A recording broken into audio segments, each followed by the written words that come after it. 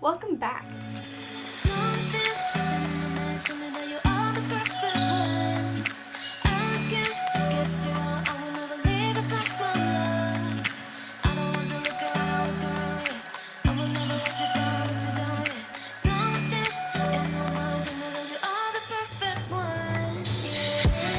So today I'm going to be doing the Folklore Book Tag. Literally, I had no idea this was a thing, and then my friend Kat from Bookish Reads was like, oh my gosh, did you know there's a Folklore Book Tag? And I was like, no way. So I knew I had to do it, and so we're going to do it today. I've actually known about it for a while, and I just haven't had time to film it, but today's the time. We're doing it right here, right now. Also, just so you know, some of these prompts will contain spoilers, so if there's a spoiler, I will leave a time code up above in the corner, and then you can skip to that time code so you don't get spoiled. Okay, I am so excited for this, so let's just jump on in. So the first prompt is for the song The One, and it is a love triangle that didn't end the way you wanted it to. The first answer that comes to mind is from Vampire Academy. It's not necessarily in this book, it's throughout the whole series, but this is the only book that I have here. The main couple in this book series is Rose and Dimitri, but when Dimitri becomes a Strigoi, then Rose is like, what do I do? And so then there's this other character, Adrian, who has been sort of flirting with Rose, like, ever since they first met, and once Dimitri became a Strigoi, Adrian was like, will you give me a chance? And so Rose does. She thinks that Dimitri is Strigoi, and then eventually she thinks he's dead. So she does give Adrian a chance. However, then Dimitri comes back, and there's like a whole slew of things that happen. And Rose ends up actually cheating on Adrian and eventually breaking up with him and being with Dimitri. This is difficult because I love Rose and Dimitri. I think that they are a great couple, and I love them together. But Adrian just has a very soft place in my heart. I love Adrian so much, and so like it was so heartbreaking for me to see Rose cheat on him and break his heart in these books. Even though I love Rose being with Dimitri, and I'm not saying that I wanted Rose to be with Adrian, I just feel bad for Adrian. So like, I don't know, it's like a really complicated set of emotions that I have. Like, I just don't want Adrian to feel sad. He's just my little angel. This isn't entirely fit the prompt because the prompt is a love triangle that didn't end the way you wanted it to, and like I'm fine with the way it did end, but I just sort of hate how Adrian was treated throughout the love triangle. Next we have Cardigan, your favorite young adult couple. So this is a more recent couple of mine that I have really enjoyed, but they come from Ninth House by Leigh Bardugo, and that couple is Darlington and Alex. And the unfortunate thing about my OTP for this couple is that they're actually never together in present day of this book. There are a few flashbacks to like hint that they could have been romantically involved, but they're not in the present day of this book because Darlington is basically dead. But thankfully this book ended with them deciding to go to hell or somewhere to save Darlington and bring him back. So hopefully in future books they will get to be together, and I will be so happy because I ship them so much. It's honestly ridiculous how much I ship them. Okay, so the next book I don't have a copy of, and that's because this prompt is totally not for me. So the prompt for The Last Great American Dynasty is favorite classic novel, and I do not like classics at all. Every single classic I've read, well, almost every single classic I've read, I disliked majorly. The only exception is And Then There Were None by Agatha Christie, and that is because I actually semi-enjoyed this one. It was not a favorite by any means, but is the one that I hate the least of all the classics that I've read. So I have to pick that one for this prompt. If you don't know, And Then There Were None is a murder mystery. It's very popular. It came out in like the 30s or something. But yeah, I don't like classics, so this prompt is bad for me. Next is Exile-Heartbreaking Breakup. And so obviously this is going to be major spoilers, as pretty much all of these have been. It comes from the book The Way I Used to Be by Amber Smith.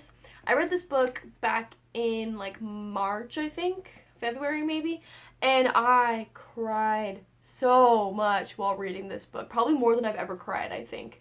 Like, this one has the record for my tear count. I cried because the couple in this book doesn't end up together. They end up breaking up, and it is so sad. So yes, I cried a lot. Next is My Tears Ricochet, the saddest character death. So this was a hard one for me because a lot of my favorite books have deaths in them, but then like I also picked those books for other prompts, so I didn't want to pick the same book for every prompt. So this one, yes, it's sad, but I don't think it's the saddest, but I also picked other ones that I think are sadder for other prompts, so I'm just going with this one. So that is Mockingjay by Suzanne Collins, and the death that I am thinking of, because there are so many in this book, is Finnick. So Finnick is by far one of my favorite characters in the Hunger Games series, probably just slightly behind Peeta, and his death I felt was so uncalled for. Like, it was just, he could have lived. It would have been fine. Why did you have to kill him? Like, he was just so sweet. He was like a sweet little cinnamon roll. Why did he have to die? I don't understand. So yeah, I am salty about it, but it happened, and so I'm sad about it. Next is Mirrorball, a character you relate to. The character that I relate to most of any of the characters that I've ever read is Kath from Fangirl. Lately, I have been reading this book so much. I think I'm on my third time reading it in like 2 weeks. I'm just listening to the audiobook, so it's like super easy for me to get through it. It's just like comforting for me to listen to right now. I don't know why. That's just all I want to read is Fangirl. I just want to read it over and over again. I have no idea why. I'm so weird. Kath is the closest character I've ever read that relates to me. Like, so close. Like, okay, so let me just go through it because it's honestly kind of weird. So if you didn't know, Rainbow Rowell is from Omaha, which is where I'm currently living. I'm going to school here in Omaha. And so Rainbow Rowell often sets her books within Nebraska, or they like something to do with Nebraska. And so Kath, the main character, is from Omaha, and she goes to UNL. I go to UNO, so we don't go to the same college, but I've visited UNL. I have been to Love Library, where she spends a lot of time there. It's just so close to where I live that I just feel like so connected to her. Also, Kath is an English major, which is what I am, and her birthday is in May, just like my birthday, and it's like, there's just so many things. And also, like, you know, she has sort of like anxiety issues, and so do I. Like, I just relate to her so much.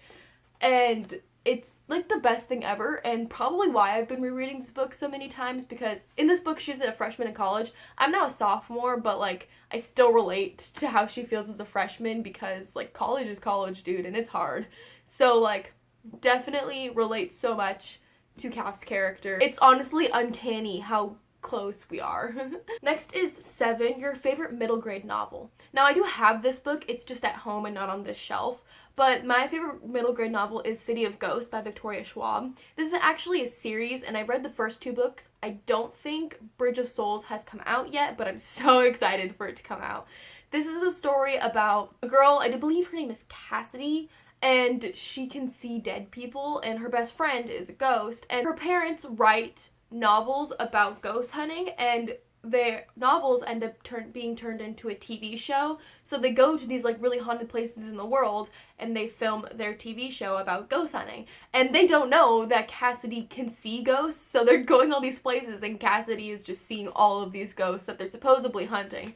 And so it's really ironic, but it's also just so fun, and they're such quick reads. They're like really good for getting you out of a slump, which is probably why I like them so much.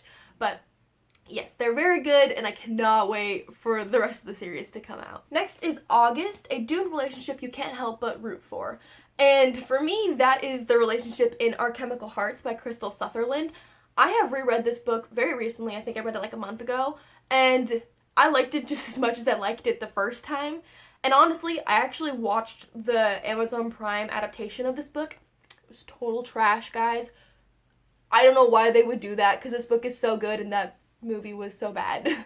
I don't know how they could mess it up that badly. Our characters' names are Henry and Grace. Grace is very mysterious. She has this sort of like history that nobody knows about. She's new at this school. She walks with a cane because she has an injury. She's just very overall mysterious and kind of emotional at times. And Henry is just like immediately blown away by her personality. And so they become friends. They sort of start dating, but like not really, because Grace is sort of suffering because her ex-boyfriend died in a car accident which is how she got injured, and she's just grieving for him, but also she doesn't know how she feels about Henry. Like, she wants to be with Henry, but she also doesn't think she deserves to move on from her ex-boyfriend. And so it's just a very emotional story, and also, like, you want them to be together, but you know it's just gonna go downhill, and it does. And so, yeah, I root for this couple, but unfortunately it doesn't work out. Next is This Is Me Trying, a popular book you didn't like but tried hard to. So for me, that book is Paper Towns by John Green. I love John Green's writing. Every other John Green book that I've read, I have at least enjoyed, if not loved. But for some reason, this book I just didn't care for at all. Like, I mean, it was sort of fun. Like, the like, major plot points were kind of fun. But I feel like the ending was just such a letdown that it, like, ruined my whole experience of reading this book. And it's very unfortunate because I love John Green. I don't know why I don't like this book. I wish I did. Next is Illicit Affairs, a favorite romance trope. So I honestly don't care for romance tropes. I think that they're cliche and kind of boring. Although I do read romance books, I just don't really care for the trope itself. I care more about the characterization. But for me, this would be second chance romance, I think. The idea of either dating somebody or being with somebody, but it doesn't work out, but then eventually you find your way back to them, I think is kind of fun. And the first example that pops in my head for this is Josh and Hazel's Guide to Not Dating by Christina Lauren. I really enjoyed this book, and I think is what made me care more about second chance romance. I still don't really care about romance tropes, but, like, if I had to pick one, I would pick that one because of Josh and Hazel. Next is Invisible String, your first OTP. So this is going to date back to when I was in elementary school and I first started reading young adult books. And I think that my very first OTP was Tally and Zane from the Ugly series, specifically the book Pretties, because she doesn't know Zane and Uglies itself. And I don't know why, I just loved Zane. Zane was my favorite character, like, ever. Pretties was my favorite book ever for, like, a really long time. And honestly, I reread them not that long ago, and they did not hold up.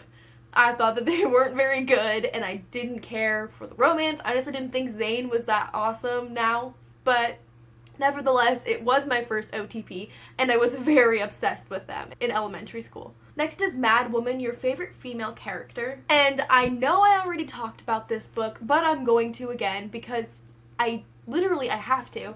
My favorite female character is Rose Hathaway from Vampire Academy. She is the best character I've literally ever read. She's so sassy, so funny, so smart in her own way, and she's very relatable, and she's just all around amazing.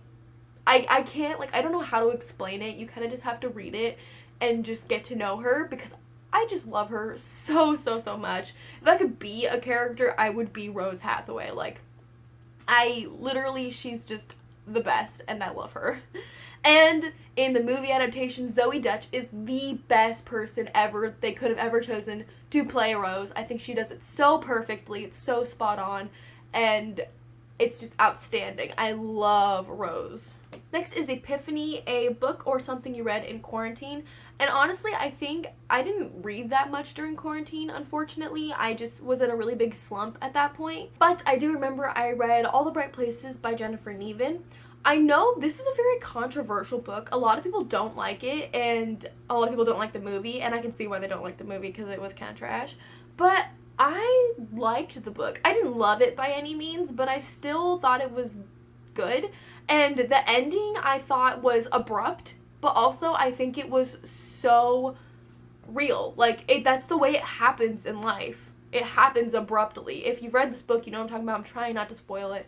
But, like, the thing that happens at the end, that kind of thing does happen abruptly with no precursor to it. And so I think that while it doesn't really work too well in a book because it just reads weird, I also think that it's so real and true. So, like, that book has always kind of stuck with me. Again, I don't love it, but I also think it's so interesting because it does that. Next is Betty, your favorite book kiss. And again, a lot of the books I've chosen already could fit this category, but I'm trying to keep it new and fresh. So I'm gonna go with Wake by Lisa McMahon. This is one of my favorite books of all time. If you've been around here for a while, I talk about this book all the time. But the couple in this book is also so cute, and I ship them so hard. So when they kiss for the first time, it's like, it's like that moment where you're like, yes, finally, like, you're just smiling like an idiot because you're so happy for them. So yeah, this book, amazing, and also the couples are so cute. Next is Peace, your favorite young adult contemporary. And I don't think that this actually counts as a contemporary, but I'm going to count it because I don't care, and this is my video.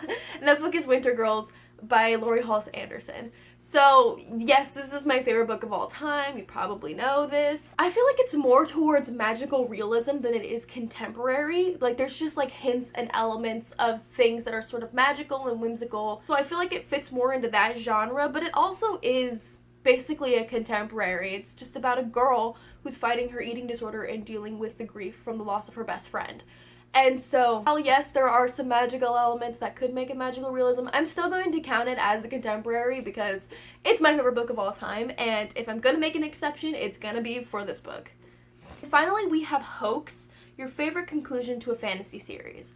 Now, I don't really read fantasy that much. The only fantasies I read are ones that I've already read back a couple years ago. For some reason, I have a hard time picking up new fantasies. So I don't really have a lot of options. And I was going to go with the Michael Vey series because they're kind of like low fantasy, and I really, really love that series. But I couldn't bring myself to do it because I don't really care for the conclusion itself. I just like the series overall, like the plot.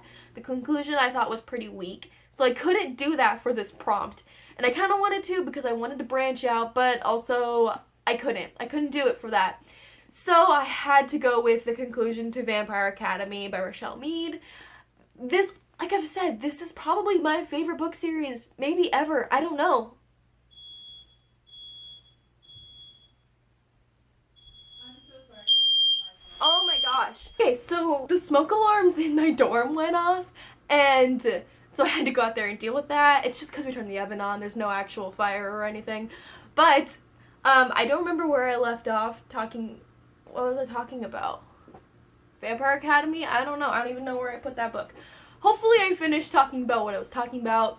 Like I was saying, Vampire Academy is my favorite book series, and the conclusion is just so good. The whole series is good. It's just so good.